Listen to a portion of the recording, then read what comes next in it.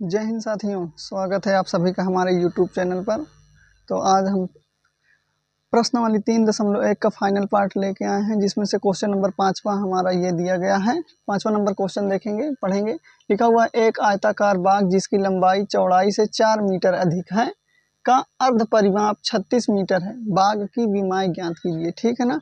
तो विमाओं का मतलब होता है भुजा। आयताकार बाग दी गई है, तो चलो सबसे पहले हम लोग इसके सूत्र देख लेते हैं। सूत्र इससे कौन कौन से बन जाते हैं। ठीक है, देखो आयत कैसे होता है, जिसकी लंबा आमने सामने के भुजाएं बराबर होती हैं, वो आयत होता है। ठीक है, तो ये लंबाई है और ये भी लंबाई है, ये चौड़ाई है तो ये चौड़ाई है। ठीक है, तो इसको हम लोग L से लिखते हैं, इसको B से लिखते हैं। ठीक है, तो अब देखेंगे इससे 2-3 सूत्र बनते हैं, तो लिखेंगे हम लोग आयत का क्षेत्रफल एक बनेगा। आयत का क्षेत्रफल होता है लंबाई गुणे चौड़ाई होता है, और एक होता है आयत का परिमाप होता है आयत का परिमाप।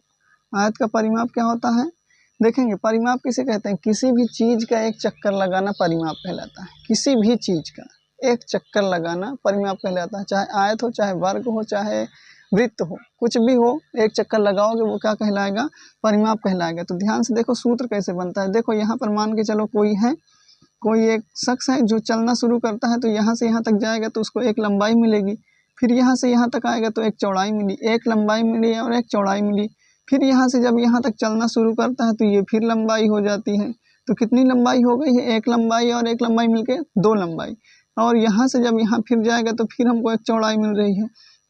इसका मतलब जब ये चलना शुरू करता है तो एक लंबाई इधर मिलती है, एक चौड़ाई मिलती है, फिर एक लंबाई, फिर एक चौड़ाई, तो 2 लंबाई मिल जाती है और 2 चौड़ाई मिल जाती है।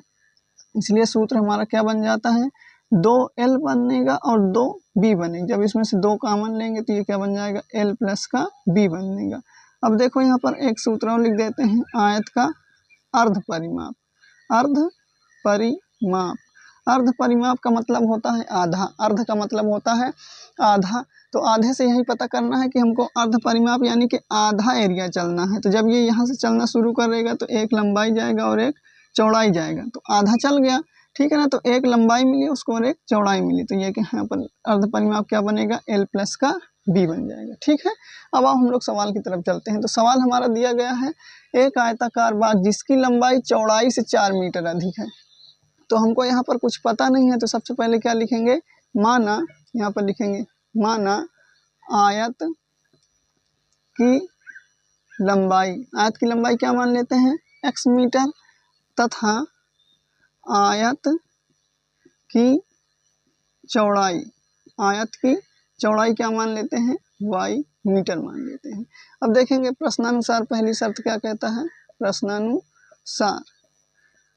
प्रश्नानुसार पहली शर्त में क्या कहता है कि जिसकी लंबाई चौड़ाई से अधिक है। लंबाई क्या है, चौड़ाई से अधिक है। इसका मतलब ये हमेशा क्या होता है, लंबाई हम जानते हैं कि आयत की जो लंबाई होती है वो अधिक ही होती है। ठीक है, तो इसको हम लोग सवाल जब भी ऐसे अधिक, कम, गुनी, गुना कभी भी कहेगा तो हमेशा बराबर की साइन लगाकर हल करेंगे। ठीक है ना। तो यहाँ पर चलो हम लोग सबसे पहले प्रश्नानुसार सबसे पहले क्या लगाएंगे, यहाँ पर लिखेंगे बराबर का निशान लगाएंगे। एक तरफ लिख लेंगे लंबाई लिख लेंगे और एक तरफ लिख लेंगे चौड़ाई लिख लेंगे। लंबाई लिखेंगे और चौड़ाई लिखेंगे। तो हमने तुमको पिछली क्लास में बताया था कि जो ज़्यादा होता है उसमें कभी भी नहीं जोड़ेंगे। जो ज़्यादा होता है, जो भुजा ज़्यादा होगी उसमें ना तो जोड़ेंगे, कुछ नहीं करेंगे, हमेशा छोटे वाले को ध्यान रखेंगे। चलो यहाँ पर ध्यान से देखेंगे, तो सवाल ने कहा है कि लंबाई जो है चौड़ाई से अधिक है, यानी कि जो लंबाई है वो चौड़ाई से क्या है, अधिक है। कितनी अधिक है, 4 मीटर अधिक है। तो अधिक लंबाई है, इसलिए हम लोग ना तो लंबाई में जोड़ेंगे ना तो कुछ करेंगे। घटाना हो तो घटा सकते हो, लेकिन जोड़ नहीं सकते हैं, इसलिए चौड़ाई में क्या करेंगे, हम लोग 4 जोड़ देंगे। जब इसको जोड़ देंगे तो बराबर कहेगा कि अब लंबाई और चौड़ाई दोनों आपस में क्या हो गई है, बराबर हो गई। और बराबर यही बताता है कि दोनों आपस में क्या हो जाए, बराबर हो जाए। ठीक है, तो यहाँ से देखोगे लंबाई को हमने क्या माना है, x माना है, यहाँ पर लिख लेंगे x। चौड़ाई को हमने क्या माना है, y, यहाँ पर मान लेंगे y। प्लस का निशान प्लस लगा हुआ है, 4 लिखा हुआ है, 4 लिख लेंगे। ठीक है ना, ये हो जाएगा हमारा समीकरण नंबर 1। इसको लिखेंगे समीकरण नंबर 1। या तो और तरीके से पक्षांतर करके बना सकते हो, x अपनी जगह पर, y इधर आएगा माइनस का, बराबर में क्या बचेगा, 4। इसको भी समीकरण नंबर 1 मान सकते हो, जो तुम्हारी मर्जी हो। अगर प्रतिस्थापन विधि से लगाना है तो ऊपर वाला लिखना है, अगर विलोपन विधि से लगाना है तो नीचे वाला लिखना है। ठीक है, तो अब देखते हैं दूसरी शर्त क्या कहता है। वो तो पहली शर्त थी, इसको इस दूसरी शर्त में क्या लिखा हुआ है। दूसरी शर्त में लिखा हुआ है जिसका अर्ध परिमाप, अर्ध परिमाप का मतलब होता है आधा। तो अभी मैंने सूत्र लिखा है ये वाला, तो यहाँ पर लिखेंगे आयत, आयत का अर्ध परिमाप।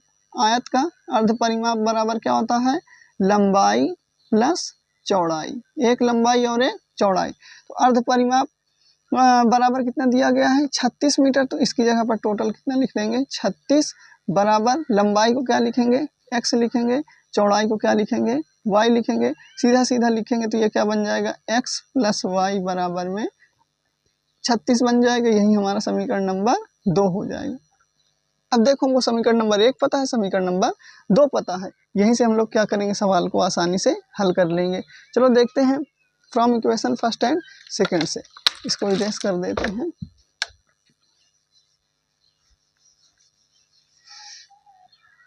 समीकरण तो सबको लगाना आता ही होगा, इतना तो है ही है। ठीक है, चलो समीकरण नंबर 1 और 2 से यहाँ पर लिखेंगे हम लोग समीकरण 1 तथा 2 से। समीकरण 1 तथा 2 से एक हमारा दिया गया है x माइनस वाई बराबर में 4, दूसरा हमारा दिया गया है x प्लस वाई बराबर में 36 दिया गया है। यहाँ से हम लोग समीकरण नंबर 1 और 2 को हल करेंगे, आसानी से देखेंगे। सबसे पहले हमने तुम लोगों को समीकरण में बेहतरीन से सिखाया कि हमेशा अपोजिट निशान वाली संख्याएं क्या होती हैं, कट जाती हैं। जैसे यहाँ पर x प्लस के साथ है और ये भी x प्लस के साथ है, तो ये दोनों कभी नहीं कटेंगे। और यहाँ y माइनस के साथ है, यहाँ प्लस के साथ है, तो y प्लस माइनस है, ये दोनों आपस में कट जाएंगे। तो ये कट जाएगा, x x मिलकर कितने हो जाएंगे, 2x हो जाएंगे। ये दोनों जब जुड़ेंगे तो 40 हो जाएगा। 2 से कटेगा तो x की वैल्यू कितनी आ जाएगी, 20 मीटर आ जाएगी।